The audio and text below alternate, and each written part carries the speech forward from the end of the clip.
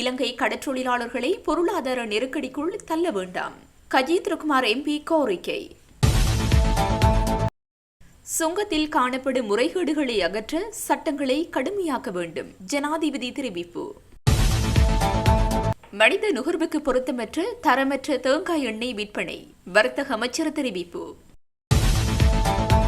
56 லட்சம் பேர் வறுமையில், அசஸ்ம மட்டும் போதுமா? சஜித் கேள்வி. 42,000 ரூபாய் நிவாரணம் பெற்ற வேத ஆராய்ச்சி அம்பலப்படுத்திய ரத்னகமகே. மக்களுக்கு பேரிடி, மின் கட்டணம் மீண்டும் அதிகரிக்கும் அபாயம். சிஐடியினால் கைது செய்யப்பட்ட டிசி பொரோஸ்ட் விக்ரம் சிங்கவிற்கு பிணை. கிறிஸ்பூதம் ஏவப்பட்டதை போன்ற சூழலை மீண்டும் உருவாக்க அரசாங்கம் திட்டமிடுகிறதா? ஸ்ரீகாந்த் பன்னீர்செல்வம் சந்தேகம். ஆளும் கட்சி எம்பியிடம் பகிரங்க மன்னிப்பு கேட்ட தயாஸ்ரீ. கடந்த கால அரசாங்கத்தை போல நீங்களும் இலங்கை கடற்றொழிலாளர்களை பொருளாதார நெருக்கடிக்குள் தள்ள வேண்டாம் என கடற்றொழில் அமைச்சர் ராமலிங்கம் சந்திரசேகருக்கு கஜேந்திரகுமார் எம்பி கோரிக்கை விடுத்துள்ளார். நாடாளுமன்ற அமர்வில் இன்று உரையாற்றும் போதே அவர் இந்த கோரிக்கையை முன்வைத்துள்ளார். அவர் மேலும் தெரிவிக்கையில், முதலாவது விடயம், வடக்கை பொறுத்தவரையிலே கடற்தொழிலாளர்கள் முகம் கொடுக்கின்ற மிகப்பெரிய பிரச்சனை இந்திய மீனவர்கள் சட்டவிரோதமாக இலங்கையினுடைய கடல் எல்லைக்குள் நுழைந்து நம்முடைய வடக்கு கிழக்கு மீனவர்களுடைய தொழிலை அழிக்கின்ற வகையிலே செயல்படுவது ஒரு மிகப்பெரிய ஒரு பிரச்சனை. உண்மையிலே யாழ்ப்பாண மாவட்டத்தை பொறுத்தவரையிலே குறிப்பாக, ஆனால் வடக்கை பொறுத்தவரையில் அதுதான் மிக முக்கியமான ஒரு பிரச்சனையாக இருக்கு. ஏனென்றால் ஒவ்வொரு நாளும் கோடிக்கணக்கிலே அந்த கடற்தொழிலாளர்களுடைய சொத்துக்களை அளிக்கின்ற வகையிலே விடயங்கள் நடைபெற்று கொண்டிருக்கின்றது. இப்பொழுது இந்த சட்டவிரோத செயல்பாடுகள் நடைபெறுகின்ற சூழலை நீங்கள் எடுத்து பார்த்தால், வடக்கு கிழக்கிலே கடற்படைகளுடைய இருப்பு என்றது ஒரு கிலோமீட்டர் தூரத்துக்கு ஒரு முகாமை வைத்து கொண்டிருக்கிறார்கள். ஒவ்வொரு கிலோமீட்டர் தூரத்திலேயும் பொதுமக்களுடைய காணிகளை பறித்து சட்டவிரோதமாக ஆக்கிரமித்து கொண்டு இருக்கிறார்கள். அவர்கள் எதற்காக இருக்கிறார்கள்? ஒட்டுமொத்த வடகிழக்கிலேயும் அப்படிப்பட்ட ஒரு பிரசன்னம் இருக்கின்ற நிலையிலே தெற்கிலே அப்படிப்பட்ட ஒரு இருப்பு இல்லை கடற்படைகளுக்கு. ஆனால் அப்படிப்பட்ட மோசமான ஒரு ஆக்கிரமிக்கிற கோணத்தில் பொதுமக்களுடைய காணிகளை பிடித்து கொண்டு இருந்து கொண்டு செய்ய வேண்டிய அவர்களுடைய கடமையை செய்யாமல் சட்டவிரோதமாக வெளிநாட்டில் இருந்து வருகின்ற மீனவர்கள் தங்களுடைய எங்கட மக்களுடைய தொழிலை அளிக்கின்ற வகையில் விடுவது ஒருபோதிலும் ஏற்றுக்கொள்ள முடியாது. கோடி கணக்கில் ஒவ்வொரு நாளும்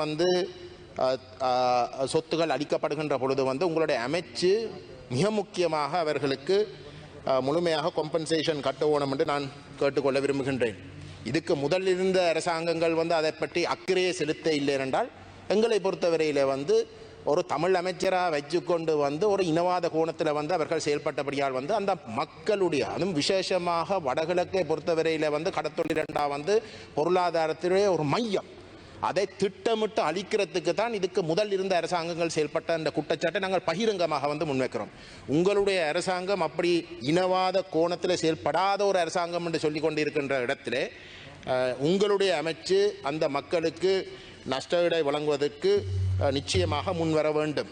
இப்போ இந்த இந்திய மீனவர்களுடைய பிரச்சனையை பேசுகின்ற பொழுது அதுக்கு ஒரு தீர்வாக இதுக்கு முதல் இருந்த கடற்தொழில் அமைச்சு சொல்லுகின்ற ஒரு நியாயம் என்னென்றால் தமிழ் வடகிழக்கை சார்ந்த தமிழ் மீனவர்கள் ஆழ்கடல் தொழிலுக்கு போக வேண்டும், மல்டி டே போட்ஸை வேண்டி ஆழ்கடல் தொழிலுக்கு போக வேண்டும். இந்த கரையில் நின்று கொண்டு இந்த தொழில் செய்கிறது தான் உண்மையிலே ஒரு பெரிய அளவில் வருமானத்தையும் கொடுக்காது. ஆகவே அதை நோக்கி போக வேண்டும். ஆனால் எங்களோட மீனவர்களுக்கு, தமிழ் மீனவர்களுக்கு அது விருப்பம் இல்லை, கஷ்டப்பட்டு தொழில் செய்கிறதுக்கு விருப்பம் இல்லை என்றெல்லாம் சொல்லுவார்கள். கொச்சைப்படுத்தி அந்த மக்களை கேவலப்படுத்துகின்ற வகையில தான் அவர்களுடைய கருத்துகள். ஒரு தமிழ் அமைச்சராக இருந்தாலும் கூட அவர் அப்படித்தான் அந்த கருத்துக்களை சொல்லிக் கொண்டிருந்தவர்.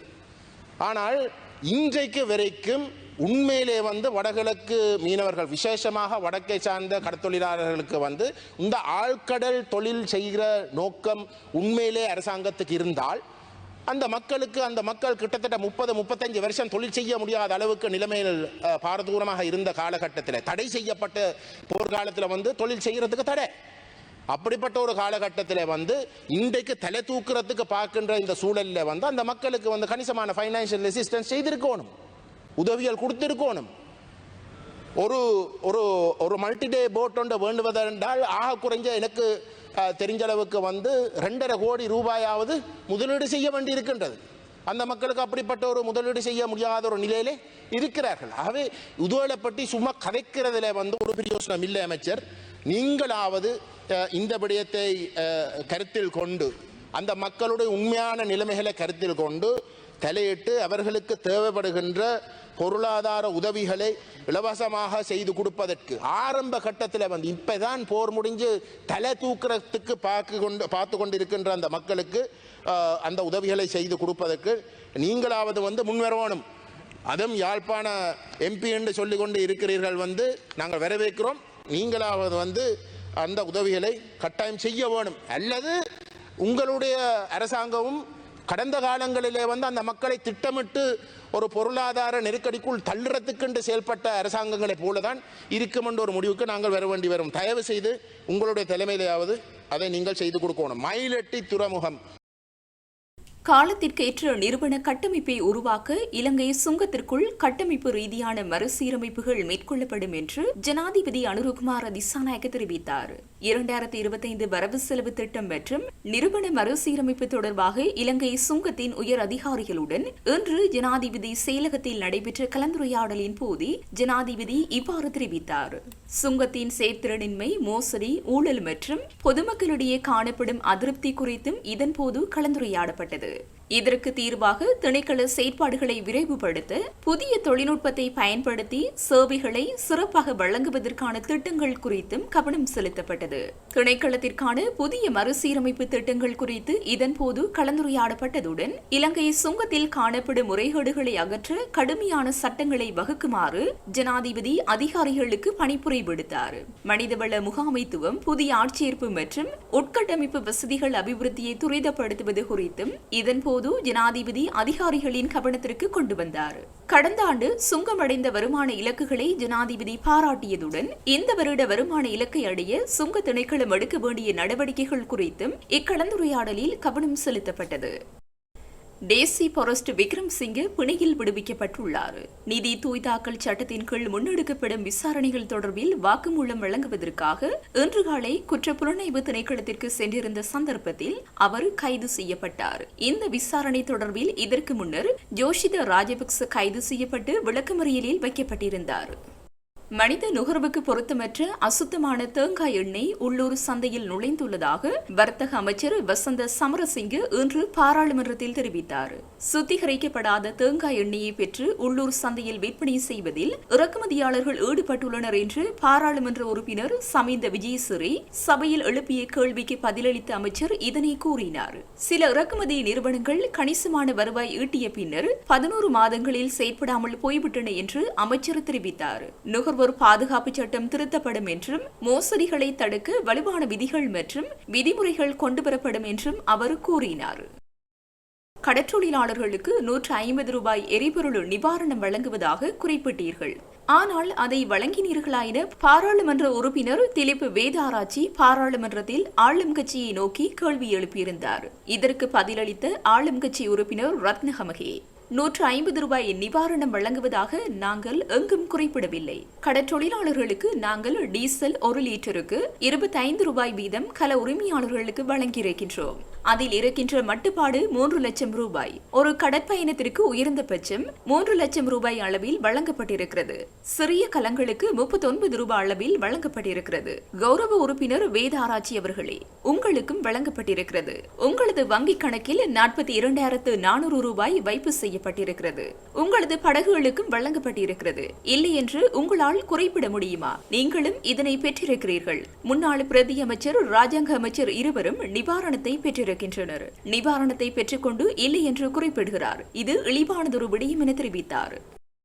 ஐக்கிய மக்கள் சக்தியின் நாடாளுமன்ற உறுப்பினர் தயாஸ்ரீ ஜெயசேகர தேசிய மக்கள் சக்தியின் நாடாளுமன்ற உறுப்பினர் சுகத் வசந்தடி சில்வாவிடம் மன்னிப்பு கேட்டுள்ளார். நாடாளுமன்றத்தின் இன்றைய அமர்வில் கலந்து கொண்டு கருத்து தெரிவிக்கும் போதே அவர் மேற்கண்டவாறு குறிப்பிட்டுள்ளார். இது தொடர்பாக அவர் மேலும் கூறுகையில், நாடாளுமன்ற உறுப்பினர் சுகத் வசந்தடி சில்வா தொடர்பில் நான் கூறிய கருத்திற்கு மன்னிப்பு கோருகின்றேன். நான் வேறொரு காரணத்திற்காகத்தான் அவ்வாறு கூறியிருந்தேன். நான் மாற்றுத்திறனாளிகளை ஏளனப்படுத்தும் விதமாக பேசிவிட்டதாக சமூக ஊடகங்களிலும் என்னை விமர்சித்திருந்தனர். விசேட தேவை உடையோரை விமர்சிக்கும் எண்ணம் எனக்கில்லை. நான் ஒரு இதயமுள்ள மனிதன். விசேட தேவை உடையோரை தவிர்த்துவிட்டு நான் நாட்டின் தீர்மானங்களை பற்றி கதைக்க மாட்டேன். அது மட்டுமன்றி சுகத் வசந்தடி சில்வா பல்கலைக்கழகத்தில் என்னுடன் படித்தவர். அவர் எனது பாடல்களையும் ரசித்துள்ளார் என தெரிவித்தார். உள்ளூராட்சி மன்ற தேர்தலுக்காக அங்கீகரிக்கப்பட்ட 3 அரசியல் கட்சிகளால் கட்டுப்பணம் செலுத்தப்பட்டுள்ளது. அத்துடன் 19 சுயேட்சை குழுக்களும் கட்டுப்பணம் செலுத்தியுள்ளதாக தேர்தல் ஆணைக்குழு தெரிவித்துள்ளது. கண்டி, கொழும்பு, கம்பஹா, ரத்னபுரி, அம்பாறை ஆகிய மாவட்டங்களில் கட்டுப்பணம் செலுத்தப்பட்டுள்ளது. உள்ளூராட்சி மன்ற தேர்தலுக்கான கட்டுப்பணம் செலுத்தும் நடவடிக்கை நேற்று முன்தினம் முதல் ஆரம்பமாகின. எதிர்வரும் 19ஆம் தேதி வரை கட்டுப்பணம் ஏற்றுக்கொள்ளப்படும் என தேர்தல் ஆணைக்குழு அறிவித்துள்ளது. எனினும் எதிர்வரும் 8, 9, 13, 15, 16ஆம் தேதிகளில் கட்டுப்பணங்கள் ஏற்றுக்கொள்ளப்பட மாட்டாது என ஆணைக்குழு தெரிவித்துள்ளது. இலங்கை மின்சார சபையின் கடன் தொகை மீண்டும் அதிகரித்து செல்லும் அபாயம் காணப்படுவதால் மின்சார கட்டணங்களை அதிகரிக்குமாறு சர்வதேச நாணய நிதியத்தின் சிரேஷ்ட அதிகாரி பீட்டர் புரூவர் பரிந்துரையை முன்வைத்துள்ளார். கடந்த ஜனவரி மாதம் இலங்கை மின்சார சபை மின் கட்டணத்தில் திருத்தம் செய்திருந்தது. இந்த நிலையில் குறித்த திருத்தத்தினால் மின் உற்பத்தி செலவுகள் கட்டணத்தினால் ஈடு செய்ய முடியாத நிலை உருவாகியுள்ளதாக பீட்டர் புரூவர் சுட்டிக்காட்டியுள்ளார். எதிர்காலத்தில் இலங்கை மின்சார சபை நட்டமடையக்கூடிய சாத்தியங்கள் மிக அதிகம் என தெரிவித்துள்ளார். குறிப்பாக புதிய கட்டணங்களின் காரணமாக செலவுகளை ஈடு செய்ய முடியாத நிலை ஏற்பட்டுள்ளதாக அவர் தெரிவித்துள்ளார். இதனால் இலங்கை மின்சார சபையின் கடன் தொகை மீண்டும் அதிகரித்து செல்லும் அபாயம் காணப்படுவதாகவும் அவ்வாறு கடன் அதிகரித்தால் இலங்கை மின்சார சபை அரசாங்கத்திற்கு சுமையாக அமையக்கூடும் எனவும் அவர் எச்சரிக்கை விடுத்துள்ளார். எனவே மின்சார சபையின் செலவுகளை ஈடு செய்யக்கூடிய வகையில் மின் கட்டணங்களில் திருத்தம் செய்ய வேண்டும் என அவர் தெரிவித்துள்ளார். நட்டமடையாத வகையில் விலை நிர்ணயம் செய்யக்கூடிய விலை பொறிமுறை ஒன்று காணப்படுவதாக அவர் சுட்டிக்காட்டியுள்ளார். எனவே இந்த முறையை பயன்படுத்தி விலை திருத்தங்கள் மேற்கொள்ளப்பட வேண்டும் என அவர் அறிவுறுத்தியுள்ளமை குறிப்பிடத்தக்கது. சுற்றுலாத்துறையில் ஈடுபட்டுள்ளவர்களுக்கு இந்த ஆண்டு பங்களிப்பு ஓய்வூதிய முறை அறிமுகப்படுத்தப்பட உள்ளதாக சுற்றுலாத்துறை பிரதி அமைச்சர் ருபன் ரணசிங்க தெரிவித்துள்ளார். நாடாளுமன்றத்தில் இது தொடர்பில் எதிர்க்கட்சி நாடாளுமன்ற உறுப்பினர் ஒருவரால் எழுப்பப்பட்ட கேள்விக்கு பதிலளிக்கையிலேயே பிரதி அமைச்சர் இதனை குறிப்பிட்டுள்ளார். அத்தோடு சுற்றுலாத்துறையில் ஈடுபடுபவர்களுக்கான சமூக நலத்திட்டமும் முன்னெடுக்க திட்டமிடப்பட்டுள்ளதாக அவர் கூறியுள்ளார். இதேவேளை சுற்றுலாத்துறையின் எதிர்காலத்திற்காக 100 சுற்றுலா தலங்கள் தற்போது அடையாளம் காணப்பட்டு வருவதாகவும் அதன் அடிப்படை வசதிகளை மேம்படுத்த ஒவ்வொரு தளத்திற்கும் 10 மில்லியன் ஒதுக்கப்படும் என்று எதிர்பார்ப்பதாகவும் அவர் தெரிவித்துள்ளார். மேலும் சுற்றுலா பயணிகளுக்காக ஓய்வு மையங்களை நிர்மாணிக்க அரசாங்கம் தற்போது முடிவு செய்துள்ளதாகவும் அவர் குறிப்பிட்டுள்ளார். அஸ்வஸ்ம கொடுப்பனவை வழங்குவதன் மூலம் மாத்திரம் வறுமையை ஒழிக்க முடியுமா என ஆளும் கட்சியை நோக்கி எதிர்க்கட்சித் தலைவர் சஜித் பிரேமதாச கேள்வி எழுப்பியுள்ளார். நாடாளுமன்றத்தில் இன்று உரையாற்றும் போதே அவர் இவ்வாறு தெரிவித்தார். அவர் மேலும் உரையாற்றுகையில், 29% வறுமை நாட்டில் காணப்படுகிறது என ஜனாதிபதி வரவு செலவு திட்டத்தில் குறிப்பிட்டிருக்கிறார். நீங்கள் சபையில் முன்வைத்திருக்கின்ற 2024 முன்னேற்ற அறிக்கையில் செயற்றிட்டமாக 2025 தொடக்கம் 2029 வரையான காலப்பகுதிக்குள் வறுமைக்கு முகம் கொடுத்திருக்கின்ற 2 மில்லியன் குடும்பங்களை வலுவூட்டுவதாக நீங்கள் குறிப்பிட்டிருக்கிறீர்கள். அதாவது 2 மில்லியன் குடும்பங்களை வலுவூட்டுவது என்பது சிறந்ததொரு விடயம் என்றாலும் இந்த நாட்டில் முழுமையான வறுமை நிலை என்ன? உலக வங்கி அறிக்கையை பார்த்தால் 56 லட்சம் பேர் வறுமையில் உள்ளவர்கள் இலங்கையில் இருக்கிறார்கள். இவ்வாறான தரவுகளை கூட தெரிந்து கொள்ளாமல் எப்படி வறுமையை ஒழிப்பது? இந்த அஸ்வஸ்ம கொடுப்பனவை வழங்குவதன் மூலம் மாத்திரம் வறுமையை ஒழிக்க முடியுமா? வறுமையை ஒழிப்பதற்கு சேமிப்பு, முதலீடுகள், உற்பத்தி, ஏற்றுமதி, நுகர்வு இந்த 5 பகுதிகளும் அதில் காணப்பட வேண்டும். ஆனால் தற்போது நுகர்வு மாத்திரம்தான் காணப்படுகிறது. நிதி தொகையொன்று வழங்கப்படுகிறது. அது நுகர்வுக்கு எடுத்துக் கொள்ளப்படுகிறது. ஏனைய பகுதிகள் நடைமுறைப்படுத்தப்படவில்லை. நான் தெளிவாக கூறிக்கொள்ள விரும்புகின்றேன். வறுமையை ஒழித்து கட்டுவதற்கான வேலை திட்டம் அரசாங்கத்திடம் இல்லை என்பதனை நான் தெளிவாக தெரிவித்துக் கொள்ள விரும்புகிறேன் என தெரிவித்தார். கடந்த காலங்களில் வடக்கில் கிறிஸ்பூதம் ஏவப்பட்டது போன்ற சூழலை உருவாக்க அரசாங்கம் திட்டமிடுகிறதா என்ற சந்தேகம் எழுந்துள்ளதாகவும் இது தொடர்பாக மக்களும் ஊடகங்களும் விழிப்பாக இருக்க வேண்டும் எனவும் இபிடிபி கட்சியின் ஊடக செயலாளர் ஸ்ரீகாந்த் பன்னீர்செல்வம் தெரிவித்துள்ளார். யாழ் ஊடக அமையத்தில் இன்றைய தினம் இடம்பெற்ற ஊடக சந்திப்பில் இவ்வாறு தெரிவித்த அவர் மேலும் கூறுகையில், யாழ் மாவட்டத்திலிருந்து நாடாளுமன்றத்திற்கு தெரிவு செய்யப்பட்டிருந்த ஜேவிபி சார்பிலே நாடாளுமன்றத்திற்கு தெரிவு செய்யப்பட்டிருந்த கௌரவ நாடாளுமன்ற உறுப்பினர் ரஜீவன் ஜெயானந்தமூர்த்தி அவர்களுடைய முகப்புத்தகத்தை அவதானிக்கக்கூடியதாக இருந்தது. அதிலே அவர் வெளிப்படுத்தி இருந்தார், இன்றைய தினம் அதாவது 5ஆம் தேதி நாடாளுமன்றத்திலே தன்னால் ஒரு தனிநபர் பிரேரணை கொண்டுவரப்பட இருப்பதாகவும் யாழ் மாவட்டத்திலே அதிகரித்திருக்கின்ற போதைப்பொருள் பாவனை தொடர்பிலே அந்த தனிநபர் பிரேரணையை சமர்ப்பிக்க இருப்பதாகவும், இங்கே பிரச்சனை போதைப்பொருள் பாவனை என்பது யாழ்குடா நாட்டிலே கடந்த காலங்களுடன் ஒப்பிடுகின்ற போது அதிகரித்திருக்கிறது. சமூக சீர்கேடுகள் அதிகரித்திருக்கின்றன கடந்த காலங்களோடு ஒப்பிடுகின்ற போது. அவை கட்டுப்படுத்தப்பட வேண்டும். அவை சரியான தரப்புகள் ஊடாக விழிப்புணர்வுகள் ஏற்படுத்தப்பட்டு எதிர்காலத்திலே எங்களுடைய பிரதேசங்களிலே நடைபெறாத வகையிலே மக்கள் வழிப்படுத்தப்பட வேண்டும் என்பதிலே மாற்று கருத்து இல்லை. ஆனால் போதைப்பொருள் பாவனை என்பது யாழ் மாவட்டத்திற்கு மட்டும் அச்சுறுத்தலாக இருக்கின்ற விடயம் அல்ல. நாடாளுமன்றத்திலே தனிநபர் பிரேரணையை கொண்டு வரும் அளவிற்கு யாழ்ப்பாணத்திற்கு மட்டும் தனித்துவமான பிரச்சனை அல்ல. நாடளாவிய ரீதியிலே போதைப்பொருள் பாவனை என்பது இந்த நாட்டை அச்சுறுத்தும் வகையிலான ஒரு விடயமாக மாறியிருக்கிறது. கடந்த வாரம் கூட கொழும்பு நீதிமன்ற நீதிமன்றத்தினுள் ஒருவர் கொலை செய்யப்பட்டிருந்தார்.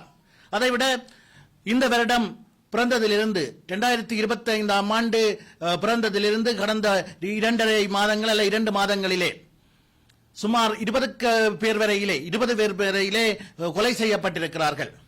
ஆக இந்த போதைப்பொருள் பாவனை என்பது ஒரு நாடளாவிய ரீதியிலே கையாளப்பட வேண்டிய விடயமாக இருக்கின்ற சூழலிலே யாழ் மாவட்டத்தில் போதைப்பொருள் பாவனை அதிகமாக இருக்கின்றது என்று ஒரு தனிநபர் பிரேரணை கொண்டு வருவதானது யாழ்ப்பாணத்தை ஒரு மலினப்படுத்தும் வகையிலான,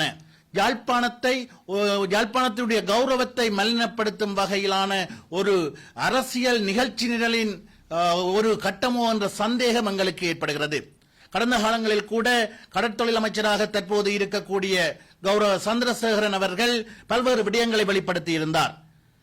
யாழ் மாவட்டம் போதைப்பொருள் பாவனையிலே முதலாவதாக வந்திருக்கிறது என்றும், இங்கே விபச்சாரங்கள் அநாதை இல்லங்களிலும் பல்வேறு முதியோர் இல்லங்கள் அல்லது பொது இடங்களிலும் இடம்பெறுவது என்ற கருத்தை கூட வெளியிட்டிருந்தார். அவையெல்லாம் கட்டுப்படுத்த வேண்டும். ஒரு பொறுப்புள்ள ஆளுந்தரப்பு என்ற வகையில் அவற்றை கட்டுப்படுத்துவதற்கான நடவடிக்கைகளை மேற்கொள்ள வேண்டுமே தவிர மாறாக ஒரு சமூக வழிகளிலும் பொது வழிகளிலும் பேசுபொருளாக்கி இந்த பிரதேசத்தை மலினப்படுத்துகின்ற விடயங்களில் ஈடுபடக்கூடாது. இந்த அரசாங்கம் ஆட்சிக்கு வருகின்ற போது இந்த பிரதேசத்தில் ஒரு தொழில்துறையை மேம்படுத்தி சுய தொழில்களை மேம்படுத்தி ஒரு தொழில் பேட்டியாக இந்த வலயத்தை இந்த பிரதேசத்தை கொண்டு வருவோம் என்று வாக்குறுதி அளித்திருந்தார்கள். உண்மையிலேயே அவர்களுடைய திட்டம் அதுவாக இருந்தால் இவ்வாறான செய்திகளை பகிரங்கப்படுத்தி தவறான செய்திகளை மிகைப்படுத்தி வெளியிடுவது, தவறான செய்திகள் என்பதை விட செய்திகளை மிகைப்படுத்தி வெளியிடுவது கூட ஒரு அவர்களுடைய திட்டத்திற்கு கூட ஒரு எதிர் விளைவுகளை ஏற்படுத்த வேண்டும். காரணம், முதலீட்டாளர்கள் இங்கே வர வேண்டும் என்றால், இங்கே தொழில்துறைகள் விஸ்தரிக்கப்பட வேண்டுமாக இருந்தால் தொழில் முதலீட்டாளர்கள் இங்கே வர வேண்டும். அவர்கள் இங்கே முதலீட்டாளர்கள் வர வேண்டுமாக இருந்தால் இந்த பிரதேசத்திலே நல்ல மனிதவளம் இருக்கின்றது, தகுதியான இளைஞர் ஜோதிகள் இருக்கின்றார்கள், அவர்களுக்கு வேலை செய்யும் உழைக்கும் ஆர்வத்தோடு இருக்கிறார்கள் என்றால் தான் முதலீட்டாளர்கள் வருவார்கள். இங்கே சமூகம் சீரழிந்திருக்கிறது, இளைஞர் ஜோதிகள் எல்லாம் போதைப் பொருளுக்கு அடிமையாகி சீரழிந்திருக்கிறார்கள் என்ற செய்தி வெளிப்படுத்தப்படுமாக இருந்தால் எந்த விதமான முதலீடுகளையும் செய்வதற்கு முதலீட்டாளர்கள் இங்கே வரமாட்டார்கள். ஆக இந்த விடயத்திலே இந்த ஆளுந்தரப்பு என்று சொல்லிக் கொள்கின்றவர்கள் நிதானமாக இருக்க வேண்டும். இங்கே இருக்கின்ற பிரச்சனைகள் கட்டுப்படுத்தப்பட வேண்டும். அதே வேளையிலே எங்களுடைய பிரதேசத்தினுடைய தனித்துவங்களையும் கௌரவத்தையும் பாதிக்கும் வகையிலான மிகைப்படுத்தப்பட்ட செய்திகளை தங்களுடைய இயலாமைகளை மறைப்பதற்கு பயன்படுத்தக்கூடாது. அதே போன்றுதான் ஜனாதிபதி அவர்கள் கடந்த தேர்தல் காலங்களிலே பல்வேறு வாக்குறுதிகளை வழங்கி இந்த ஆட்சி அதிகாரங்களை கைப்பற்றியிருந்தார்கள். அவை எவையுமே நிறைவேற்றப்பட முடியாத நிலையிலே இன்னொரு தேர்தல், உள்ளூராட்சி மன்ற தேர்தலை எதிர்கொள்ள இருக்கின்றார்கள்.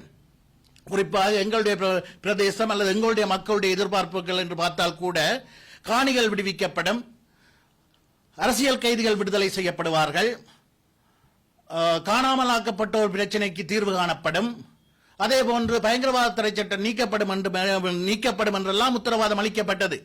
ஆனால் அவற்றில் ஒன்றை கூட நிறைவேற்றுவதற்கான முன்னாய்த்தங்கள் கூட, அவற்றை நிறைவேற்றுவதற்கான வேலை திட்டத்தை கூட இன்னும் ஆரம்பிக்காத சூழலிலேதான் அடுத்த உள்ளூராட்சி மன்ற தேர்தலை எதிர்கொள்ள இருக்கின்றார்கள்.